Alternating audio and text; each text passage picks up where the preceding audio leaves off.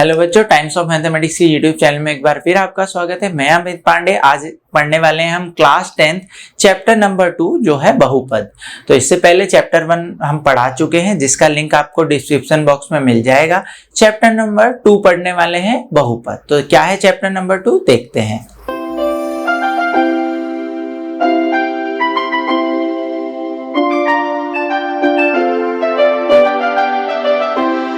तो chapter number 2 start करने से पहले हमें कुछ बातों का जो ध्यान होना चाहिए, क्योंकि हमने, आपको याद होगा, क्लास 9th में चैप्टर 2 बहुपद ही पढ़ा था, जिसमें हमने कुछ बेसिक पढ़ा था। अगर आपको ये चीज़ें और डिटेल में पढ़नी है तो आपको ऊपर लिंक आ रहा होगा, वो आप क्लिक कर आई बटन को क्लिक करके वहाँ से भी पढ़ सकते हैं। लेकिन मैंने सोचा क्यों ना बहुपद पढ़ाने से पहले जो चीज़ें यूज़ होने वाली हैं या जिसको पीछे का कुछ भी नहीं पता, उसके लिए एक छोटी सी बातें मैं एक बार दोहराने वाला हूँ। तो देखिए, बहुपद वाला जो चैप्टर है उसमें जो हमारे काम लगने वाली जो चीजें हैं वो उनमें ये कुछ चीजों को मैंने यहाँ उतार दिया है। जैसे सबसे पहले चर किसे कहते हैं, इंग्लिश में इसे वेरिएबल बोलते हैं। चर मतलब जिनके मान बदलते रहते हैं, और वो कौन से होते हैं, जैसे x का मान किसी सवाल में 2 होगा, x बराबर कहीं 3 होगा, कहीं x बराबर 10 होगा। तो x y z ये जो ABCD के लेटर्स होते हैं, जो ABCD के अल्फाबेट्स होते हैं, तो ये जो है ABCD वाले बोल सकते हैं इनको नॉर्मली, या जिनके मान आपस में बदलते रहते हैं बार बार। पिछली क्लास में हमने जब x वाले सवाल पढ़े थे तो कहीं x का मान 5 आ रहा था, कहीं 6, कहीं x बराबर 2, कहीं x बराबर 0। तो जहां मान जिस चीज के मान बदलते रहते हैं उसे हम चर कहते हैं, और ज्यादातर वो क्या है, इंग्लिश ABCD के लेटर्स हैं। ठीक इसी तरीके से अचर किसे कहते हैं, अचर मतलब इंग्लिश में इसको बोलते हैं कांस्टेंट, और जिनका मान हमेशा फिक्स रहता है। चाहे हम फर्स्ट क्लास में 1 2 3 4 पढ़ रहे थे, चाहे आज भी हम 1 2 3 4 पढ़ रहे हैं, हमेशा 1 2 3 4 का मान 1 2 3 4 ही। जैसे 2 को पहले भी हमने बचपन में भी यही 2 पढ़ा और आज भी वही 2 पढ़ा, इसके मान में कोई बदलाव नहीं हुआ। तो जो भी नंबर हैं, यूं बोल सकते हैं ये इंग्लिश के ABCD वाले चर होते हैं, और कोई से भी नंबर बोलो तो वो अचर होते हैं। तो चर और अचर का ज्ञान होना बहुत जरूरी है। ठीक है, अब इसके बाद आती है बारी पद की। पद को इंग्लिश में टर्म बोलते हैं। अब ये पद कैसे बनता है, चर तथा अचर के गुणा करने से बना जो व्यंजक बनता है, या जो पद बनता है उसे हम इस तरीके से दर्शाते हैं। कैसे, जैसे ये x है और ये 2 है, तो मैं इन दोनों की गुणा करी तो क्या हो गया, 2x। ठीक, गुणा भी कर सकते हैं या अकेले भी लिख सकते हैं इसको। तो जैसे देखो 2x, या इनमें से x से बना सकते हैं, जैसे x से x स्क्वायर बना दिया तो 12x स्क्वायर। तो देखो इसमें अचर भी है और इसमें चर भी है। जरूरी नहीं है x को ही चर बोला जाएगा, x स्क्वायर को भी चर बोला जाए, लेकिन वह वर्ग हो रहा है x का, लेकिन चर तो x ही है, लेकिन उस x से हम x की पावर कितनी भी बना सकते हैं। ठीक, तो जैसे पद कौन कौन से हो गए, 2x, अचर और चर मिलकर गुणा होकर, जोड़ के नहीं, गुणा होकर हमारा एक पद बनाते हैं। जैसे अचर और चर, केवल अचर अचर भी हो, x की पावर 4 को भी हम पद बोलेंगे, या केवल इस 2 को भी हम चर बोलेंगे। जैसे tan y, इसकी और इसकी गुणा हो गई, या यूं बोलूं y स्क्वायर अपॉन 10, या y की पावर 3, मतलब इनकी गुणा से भी बन सकता है, इनकी पावर से भी बन सकता है, इसकी पावर और इसकी गुणा से भी बन सकता है। जैसे -6 केवल इससे भी बन सकता है, इन दोनों की गुणा करने से भी बन सकता है, और या केवल इसके वर्ग करने से भी बन सकता है। तो पद चर तथा अचर के मिलने या गुणनखंड से बनता है, या किसी से भी बनाया जा सकता है पद। ठीक, अब उसके बाद आती है घात। अब घात क्या होगी उसको हम समझा रहे हैं। जैसे घात बोलते हैं, कोई भी हमारा बहुपद होता है। अब ये बहुपद क्या है, जो हमारा चैप्टर का नाम है बहुपद क्या है, देखो बहुपद किसे कहते हैं, एक से ज्यादा पद मिलकर। अब पद कैसे, देखो यहाँ पर कितने पद हैं, पहले जरा यहाँ समझना, घात इसी के बाद बताऊंगा। तो बहुपद का मतलब है बहुत सारे पद, और बहुत सारे पद का कैसे मिलते हैं, पद की गिनती कैसे करते हैं, ध्यान देना। मैंने बोला गुणा में ये एक पद है, ये दूसरा पद, ये तीसरा पद, ऐसे ये पद हैं गुणा में। तो देखो ये एक पद है, प्लस फिर ये दूसरा पद है, फिर माइनस ये तीसरा पद है। तो देखो 3 पदों को इकट्ठा करके बना है ये बहुपद। यहाँ कितने पद हैं, एक पद ये है और एक है, देखो 10y और 3, मतलब प्लस और माइनस से पदों की गिनती को करी जाती है। यहाँ गुणा में है तो ये एक ही है, ये प्लस आ गया तो ये अलग हो गया, ये अलग हो गया, माइनस आ गया तो ये अलग हो गया, ये अलग हो गया। मतलब इनको अलग अलग विभाजन कौन कौन करता है, डिवाइड, मतलब अलग अलग हिस्सों में कौन बांटता है, प्लस और माइनस। तो कितने पद हैं, 1 2 3, तो ये 3 पदों से मिलकर बहुपद बना। बहुपद मतलब बहुत सारे पद, जैसे एक ये पद है, एक ये पद है, कितने, 2 पदों को मिलाकर ये बहुपद बना। एक सिंगल पद से भी बहुपद बन गया, सिंगल माइनस 6 से भी बन गया। फिर y3 और y² को मिलाकर 2 पदों को मिला के बहुपद बन गया। तो बहुपद मतलब अनेक पदों के मेल से बना हुआ एक व्यंजक। तो देखो, तो बहुपद का मतलब क्या है समझे ना, एक पद जो है अलग अलग पद उठाए, उनको प्लस माइनस द्वारा इकट्ठा कर दिया तो ये बहुपद बना। अब किसी भी बहुपद में जो भी चर यूज हो रहा है, इस बहुपद में कौन सा चर यूज हो रहा, मतलब कौन सा ABCD का लेटर यूज हो रहा, सर x यूज हो रहा। इसमें कौन यूज हो रहा है, ABCD का कौन सा चर यूज हो रहा है, y। इसमें कौन यूज हो रहा है, z। इसमें कौन, कोई भी नहीं। इसमें कौन, y यूज हो रहा है, मतलब ये y है ना इसमें चर, ठीक। ABCD का कौन सा लेटर है, तो जो भी लेटर है उसकी सबसे बड़ी पावर देखते हैं। इस क्यों बोल रहा हूं मैं, क्योंकि देखो ये सभी बहुपद हैं, एक पद ये, एक पद ये, एक, यहाँ 2 पदों से मिलके बना बहुपद है। यहाँ 1 2 3 पदों से, मैं गिनती कैसे कर रहा हूँ, प्लस आने के बाद मैं फिर अगला नंबर पढ़ रहा हूँ, 1 फिर प्लस आ गया ये अलग है, 2 फिर माइनस आ गया ये अलग है, प्लस माइनस द्वारा अगली गिनती चल जाती है। मतलब अलग अलग टुकड़े होते हैं पदों के, 1 पद 2 पद 3 पद, 3 पद से मिलकर ये बहुपद बना है। और किसी भी बहुपद में, ध्यान से सुनना, घात के बारे में बता रहा हूं, किसी भी बहुपद में उसकी, किसकी, चर की, जो x y z यूज हो रहे हैं, उसकी सबसे बड़ी पावर को घात कहा जाता है। इसमें सबसे बड़ी पावर कौन सी है, देखो पहले तो ये देखो कौन सा चर यूज हो रहा है, सर इसमें x यूज हो रहा है। x की सबसे बड़ी पावर देखो कितनी है, 3। तो सर 3 है तो इसकी घात कितनी है, 3। इसकी घात कितनी है, चर 1 x यूज हो रहा, घात 1 है, जब कुछ नहीं लिखा होता तो 1 है। यहाँ कौन यूज हो रहा है ABCD का, y की सबसे बड़ी पावर देखो, इसकी पावर 1, ये 2, तो इसकी घात क्या है, 2।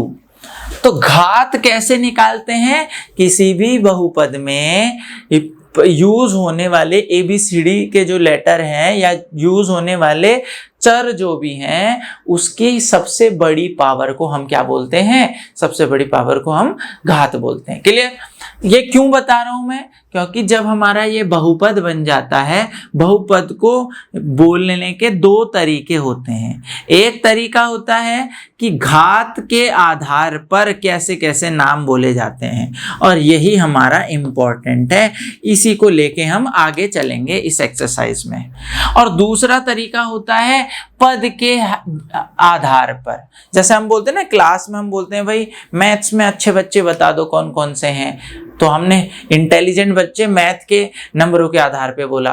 फिर किसी ने बोला नहीं नहीं एक काम करो, राइटिंग किस किस की अच्छी है उनके आधार पे बताओ सबसे अच्छे बच्चे कौन से हैं। तो हम अलग अलग नतीजों के हिसाब से हम उनको नाम दे रहे हैं। तो अगर घात के आधार पे बोलूं तो जिसकी एक घात होगी, जिस बहुपद में एक घात होगी, तो एक घात कैसे होगी भाई, देखो 2x - 3। अब ये 2x - 3 का मतलब देखो, यहाँ घात कैसे देखते हैं, मैंने भी बताया था, बहुपद में यूज होने वाले जो ABCD के लेटर हैं उसकी सबसे अधिकतम पावर को घात बोलते हैं। तो देखो सबकी घात 1 है, तो एक घात वाले बहुपद को रेखिक बहुपद नाम से बोला जाता है। ठीक, दो घात वाले, देखो यहाँ ये वाले बहुपद में कौन x यूज हो रहा है, x की सबसे बड़ी पावर क्या है 2, तो इस बहुपद का घात कितनी होगी 2। घात कैसे निकालते हैं, ABCD की सबसे बड़ी पावर। तो यहाँ ABCD मतलब जो भी हमारा ABCD का यूज हो रहा है लेटर, उसकी सबसे बड़ी पावर कितनी है 1, तो इसकी घात 1 है। यहाँ घात कितनी है 2, तो इसकी घात 2 है। तो दो घात वाले को नाम बोला जाता है द्विघात बहुपद। देखो इस वाले बहुपद में y यूज हो रहा है, y की अधिकतम घात 2, तो दो घात वालों को क्या कहा जाता है, द्विघात बहुपद। घात के आधार पे हम नाम रख रहे हैं। नामकरण किसके हिसाब से करें कि भाई जिस घात जितनी घात होगी उस हिसाब से उसका नाम होगा। एक घात होगी तो रैखिक नाम होगा, दो घात होगी तो द्विघात बहुपद नाम होगा, तीन घात होगी तो हमारा क्या होगा, तीन घात वाले को हम त्रिघात बोलेंगे। तो जैसे ये वाली हमारे बहुपद थी x की power 3 plus 3x² plus 2x plus 7, इस पूरे बहुपद में कौन यूज हो रहा है, x यूज हो रहा है। तो x की सबसे अधिकतम पावर कितनी है 3, तो अधिकतम पावर को हम घात बोलते हैं, तो तीन घात वाले को हम त्रिघात बोलते हैं। यहाँ y यूज हो रहा है, y की सबसे बड़ी पावर 3 है, तो तीन घात वाले को हम त्रिघात नाम देते हैं। इसी तरीके से ये घात के आधार पे, मतलब सबसे बड़ी पावर के आधार पे हमने उनके नाम रखे। ठीक, और यही हम आगे अपनी एक्सरसाइज में लेके चलेंगे, इसलिए समझा रहा हूं। फिर दूसरा होता है पद के आधार पे, जिसमें केवल एक पद हुआ। मैंने बोला था पदों की गिनती किस तरीके से करी जाती है, पदों की गिनती प्लस के बाद या माइनस के बाद फिर पदों की को अगला नंबर पढ़ा जाता है। तो यहाँ पर देखो केवल एक पद है, देखो ये केवल एक पद है, इसमें कोई चीज प्लस और यहाँ कुछ माइनस हुआ है। यहाँ भी केवल एक पद है, ये 4 बहुपद लिखे हैं और सब में एक एक ही पद है मौजूद है। तो इस एक पद वालों को नाम बोला जाता है पदों की गिनती के आधार पर, इसे बोला जाता है एक पद बहुपद, एक पद वाले बहुपद। और दो पद वाले, दो पद कैसे, देखो एक पद ये रहा, फिर प्लस, फिर दूसरा। मैंने बोला था प्लस या माइनस के बाद गिनती बढ़ जाती है पदों की, मतलब जैसे प्लस आएगा तो फिर अगला वाला दूसरा कहलाएगा। तो एक और दो पद वाले को द्विपद, यहाँ भी एक और दो पद वाले, ये तीन बहुपद मैंने दो पद वाले लिखे। ऐसी तीन पद जिसमें होंगे, देखो 1 2 3, ये माइनस के बाद ये दूसरा, फिर ये प्लस आ गया तो ये तीसरा। ये तीन पद वालों को त्रिपद बहुपद नाम से जाना जाता है। तो ये थोड़ा बेसिक मैंने सोचा थोड़ा सा आपको 9th क्लास का, क्योंकि ये आना बहुत जरूरी है। और अब हम इस बहुपद के कौन से हिस्से को, रैखिक, द्विघात और त्रिघात को लेकर अब हम 10th क्लास में जो हमारा यूज होने वाला है कि शून्यक कैसे ज्ञात करें, क्या शून्यक क्या होते हैं, तो उनके ऊपर हम डिस्कस करने वाले हैं। तो देखिए अब बात करने वाले हैं हम बहुपद के शून्यक के बारे में। तो शून्यक क्या होता है, सबसे पहले तो शून्यक जो होता है हमारा बहुपद का एक हल होता है। मतलब बहुपद, जैसे मैंने आपको अभी बताया था, बहुपद में हमने रूप पढ़े थे कि भाई घात के आधार पे बहुपदों को किस नाम से पहचानते हैं और पदों की गिनती के आधार पे। तो हमने बोला था घात वाले हम आगे काम पे लेंगे। तो देखिए घात के आधार पे हमने बताया था कि जो एक घात वाला होगा उसको हम रैखिक, दो घात वाले को द्विघात और तीन घात वाले को त्रिघात। मैंने उदाहरण भी लिखे हैं कि देखो यहाँ पर घात 1 है तो ये रैखिक, यहाँ घात 2 है और घात कैसे निकालते हैं, x की अधिकतम पावर, यहाँ x की अधिकतम पावर 3, तो तीन घात वाले मैंने एक उदाहरण भी दे दिया आपको। अब इन तीन घात के जो ये तीनों हमारे बहुपद हैं, इनके शून्यकों के बारे में बात करें तो सबसे पहली चीज शून्यकों की संख्या के बारे में। शून्यक मतलब हल का मतलब कि जो भी यहाँ पर हमारा चर यूज हो रहा है, चर मतलब x y z यूज हो रहा है, x y z जो भी है, जैसे यहाँ x यूज हो रहा है तो x का वह मान जो हमारे इस बहुपद को 0 बना दे। मतलब मैं x की जगह ऐसा कौन सा नंबर रखूं जो यहाँ रखने में आंसर हमारा 0 आ जाए। तो उस x के मान को हम शून्यक नाम बोलते हैं, या हम उस x को एक सरल भाषा में बहुपद का हल बोलते हैं। जैसे अगर मैं यहाँ बताऊं, मुझे तो पता है कि भाई x बराबर, अगर मैं माइनस का 2 लिख दूं तो -2 + 2 कट के क्या आ गया 0, मतलब x बराबर -2 इस रैखिक बहुपद को हल कर देता है, मतलब 0 बना देता है। तो x बराबर -2 इसका शून्यक होगा। मतलब शून्यकों को आप ऐसे मान के चलिए कि शून्यक x का वह मान होता है जो बहुपद में रखने पे बहुपद को 0 बना दे।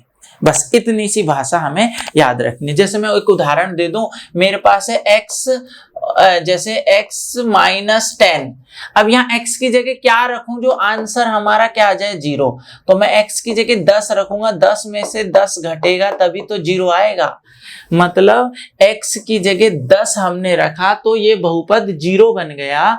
तो x बराबर 10 ये क्या हुआ, बहुपद का शून्यक हुआ, या बहुपद का में x का वह मान हुआ जो इसको हल कर दिया। तो शून्यक को एक दूसरी भाषा में हम हल कहते हैं। ठीक है, अब वो आगे बताएंगे कैसे निकाले जाते हैं। तो तीनों बहुपद के शून्यक निकालने के अपने अपने तरीके होते हैं, वो हम आगे एक्सरसाइजों में पढ़ेंगे।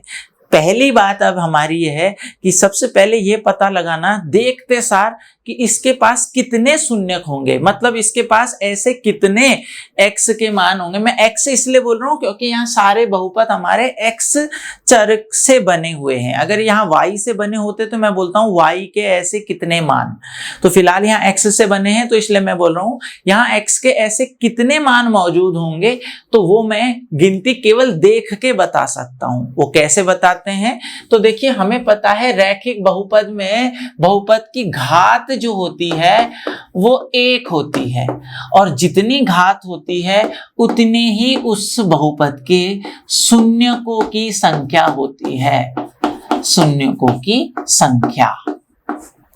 तो इस बहुपद के शून्यक कितने होंगे या x के कितने ऐसे मान होंगे इसे 0 बनाएंगे, केवल एक ऐसा मान होगा x का जो भी होगा। जैसे यहाँ -2 है, -2 रखने में यहाँ का आंसर 0 आ जाएगा।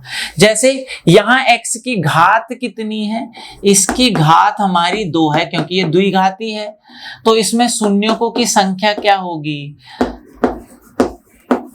शून्यकों की संख्या हमारी यहाँ पर 2 होगी। मतलब x के यहाँ पर ऐसे 2 मान होंगे, x बराबर कोई एक मान होगा और x बराबर यहाँ कोई दूसरा मान होंगे। 2 ऐसे मान होंगे, वो दोनों हम आगे निकालना सीखेंगे। और लेकिन इन मानों को हम क्या बोलेंगे कि भाई इस बहुपद के लिए ये 2 हमारे शून्यक हैं, ये 2 हमारे हल हैं। शून्यकों की संख्या कितनी, 1 और 2, और शून्यक मतलब x के ऐसे कितने मान होंगे। ऐसा नहीं कि आप लोगों का आंसर यहाँ बच्चों का किसी का आ रहा है 4, किसी का आ रहा है 5 और फिर दूसरे बच्चे का कोई और आंसर आ जाए, ऐसा नहीं होगा। यही 2 आंसर सबके एक जैसे आएंगे। ऐसे यहाँ पर शून्यकों की संख्या कितनी होगी बताओ जरा। यहाँ शून्यकों की जो संख्या होगी वो घात के बराबर, घात कितनी है 3, मतलब यहाँ x के ऐसे 3 मान होंगे जिनको रखने पर यह बहुपद 0 आंसर देगी।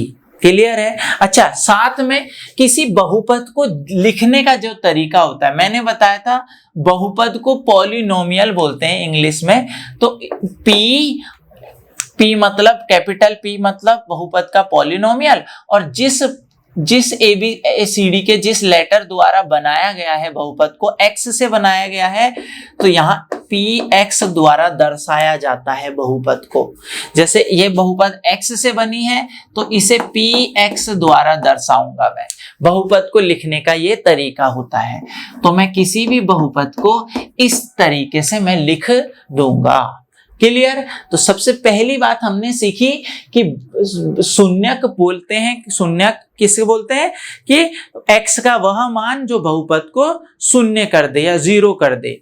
ठीक, और यहाँ पर हमने शून्यकों की संख्या बताई, जितनी घात उतनी ही शून्यकों की संख्या, मतलब उतने ही x के मान जो बहुपद को 0 करेंगे। ठीक, अब निकालने का तरीका, शून्यक निकालते कैसे हैं, तो ये तो हम हमारी नेक्स्ट एक्सरसाइज में होगा। ये तो हमारी नेक्स्ट एक्सरसाइज में होगा जो हमारी है 2.2 आगे का। फिलहाल इसके लिए बता देता हूं कि शून्य कैसे निकाला जाता है। जैसे एक घात के लिए, मैं पहले बोल रहा हूं रेखिक वाले के लिए निकालने का, शून्य निकालने का तरीका अलग होता है। द्विघात वाले के लिए अलग तरीका होता है, तीन घात वाले के लिए अलग तरीका। इनको मिक्स नहीं करेंगे। तो शून्यक निकालने का तरीका क्या होता है, देखो अगर मैं इसमें शून्यक निकालूं तो इस बहुपद का शून्यक क्या होगा, बराबर 0 लिख दो, बहुपद को 0 कर दो। x + 2 हमें बहुपद दे रखी थी, इसको बराबर क्या करा 0। तो यहां से देखो ये प्लस का 2 उधर जाएगा तो क्या हो जाएगा, x बराबर -2। तो बहुपद का ये हमारा शून्यक आ गया। और हमने बोला था एक ही शून्यक होगा, वो ये रहा। इसी तरीके से अगर मैं कोई और एग्जाम्पल दे दूं आपको, मैंने एग्जाम्पल दे दिया x - 10, ये हमारा कोई बहुपद है px, ये तो मैंने बोला इसके लिए आप शून्यक निकालो। तो आप क्या करोगे, x - 10 को 0 करोगे, x बराबर कितना आ गया 10। मतलब इस बहुपद में जो हमने आपको x - 10 दिया था, इसमें x का मान 10 रखने पर आपका आंसर ये शून्य का बन गया। मतलब x का ये वाला मान इस पे रखने पे इसे 0 बना रहा है। तो ये हमारा क्या हो गया, शून्यक हो गया इस बहुपद का। ठीक, केवल क्या करना है, जो भी बहुपद दिया बराबर 0 रख के x के मान निकाल देना है। एक घात का है तो एक ही x का मान आएगा। उस वाले के लिए हम बात करेंगे अगली प्रश्नावली में। क्लियर है? तो बस इतनी बातें हमें यहाँ सीखनी थी। इंपॉर्टेंट था मुझे शून्यकों की संख्या गिनाना, वो घात के आधार पे देंगे। अब 2.2 जो 2.1 पढ़ने वाले हैं, उसमें जो हमें पढ़ना है, उसमें कुछ इस तरीके के ग्राफ बने हुए आपको दिखेंगे। उसको मैं थोड़ा सा समझा दूं आप लोगों के लिए कि जैसे शून्यकों का ज्यामितीय रूप भी होता है। मतलब इस तरीके से हमारे निर्देशांक तल पर इस तरीके से ग्राफ बनाए हुए होते हैं, जैसे मैंने ये येलो कलर से बनाए गए हैं।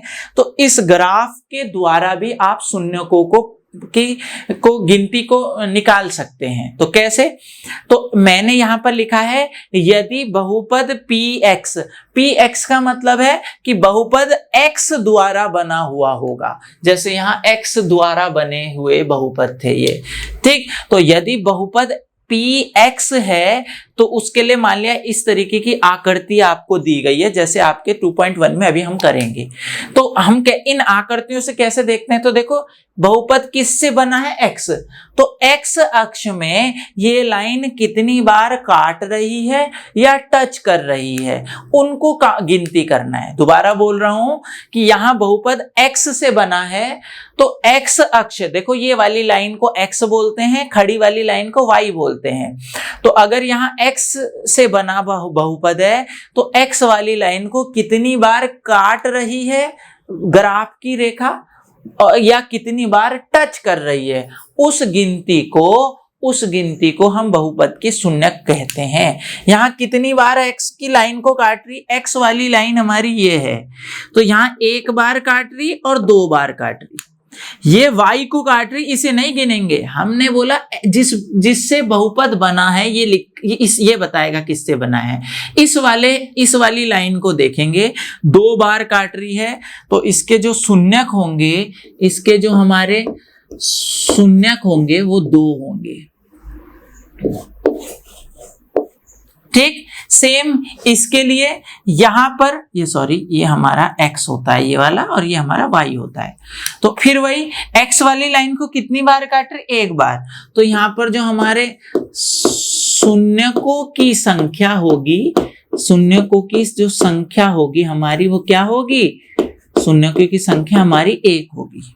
और वो कौन होगी, जो ये बिंदु होगा यहाँ पर वही होगी। यहाँ शून्यकों की संख्या है ये 2, शून्यक 2 नहीं है, शून्यकों की संख्या 2 है कि 2 जगह काटा। और वो ये वाला होगा, एक यहाँ पर ये है, और ये वाला जो नंबर होगा यहाँ पर x अक्ष में और y अक्ष में, वही दोनों शून्यक होंगे। लेकिन हमें यहाँ संख्या ज्ञात करने हैं।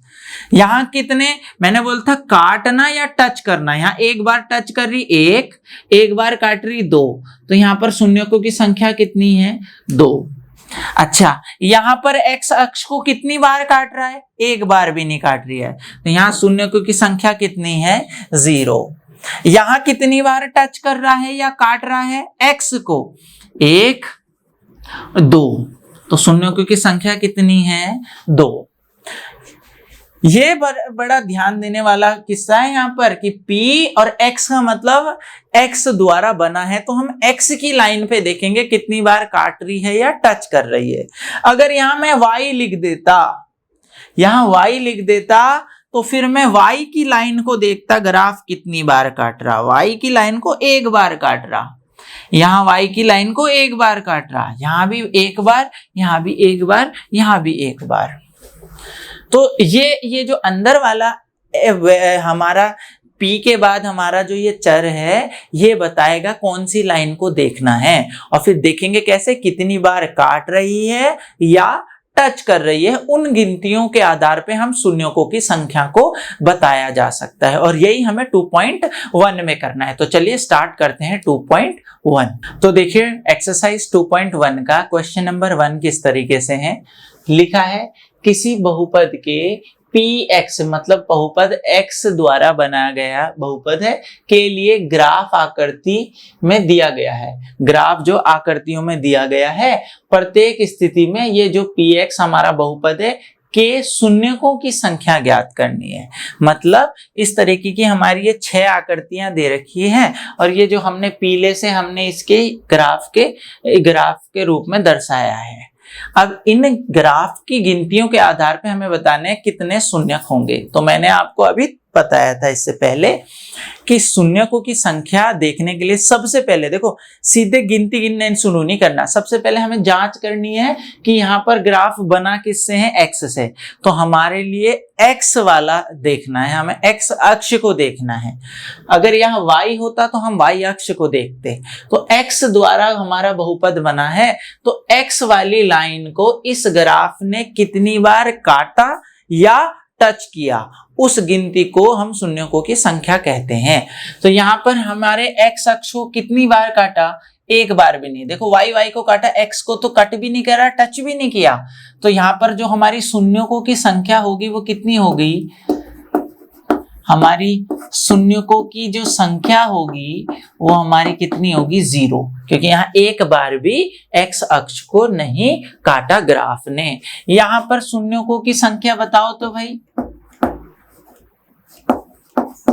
शून्यकों की जो संख्या है वो कितनी होगी। यहाँ पर देखो x वाले को केवल 1 बार कट किया तो शून्यकों की संख्या 1। अच्छा, यहाँ पे हमारे शून्यकों की संख्या कितनी होगी, शून्यकों की संख्या हम देखेंगे x को कितनी बार काटा, x अक्ष को 1 बार काटा, 2 बार काटा, 3 बार काटा गया है। तो यहाँ शून्यकों की संख्या 3 होने वाली है। सेम इसी तरीके से यहाँ पर हमारी शून्यकों की संख्या क्या होगी, अब आपको आ गया होगा, आप आराम से निकाल देंगे। सर x अक्ष को 2 बार इस ग्राफ द्वारा काटा गया है तो शून्यकों की संख्या 2 होगी। इसी तरीके से यहाँ पर शून्यकों की संख्या कितनी होगी, 1 2 3 4। तो x अक्ष को ग्राफ द्वारा 4 बिंदुओं पे काटा गया है, तो ये शून्यकों की संख्या कहलाएगी, और ये जो बिंदु जहां पे काटा वो शून्यक कहलाएंगे। इसी तरीके से लास्ट सवाल में हमारा जो शून्यकों की संख्या देखेंगे, शून्यकों की संख्या देखेंगे वो कैसे देखेंगे, x अक्ष को कितनी बार काटा या टच किया, 1 2 3, बस 3 बार ही टच किया, तो यहाँ शून्यकों की संख्या क्या हो गई, 3 हो गई। तो बड़ा आसान सवाल था। तो केवल 2.1 में हमारा केवल यही सवाल हमसे पूछा गया था और हमने बड़ी आसानी से दे दिया। आई होप आपको ये वीडियो अच्छा लगा हो। तो इसी तरीके से हम कंटिन्यू आगे अगली जो हमारी वीडियो आने वाली है वो 2.2 से आने वाली है, और गारंटी वहां से सवाल आएगा, क्योंकि वही लास्ट एक्सरसाइज है और वहां से 1 से ज्यादा क्वेश्चन बनते हैं हर बार, तो उसको करेंगे। तो तो तब तक हमारी अगर इसी तरीके से आगे की वीडियो सीरीज चाहिए तो कमेंट कीजिए, वीडियो अच्छी लगे तो वीडियो को लाइक कीजिए, और साथ में अगर आप अभी तक इस चैनल में नए हैं तो चैनल को सब्सक्राइब कीजिए और बेल आइकन दबा लीजिए, जिससे नेक्स्ट वीडियो का नोटिफिकेशन आपको सबसे पहले मिले। और इससे पहले कि अगर आपको चैप्टर नंबर 1 पढ़ना है तो उसका लिंक आप डिस्क्रिप्शन बॉक्स में देख सकते हैं, वहां से आप लिंक से क्लिक करके वाले पहले की वीडियो को भी अपने क्लियर कर सकते हैं। तो इसी तरीके से नेक्स्ट वीडियो जल्दी आएगी, तो तब तक के लिए बाय।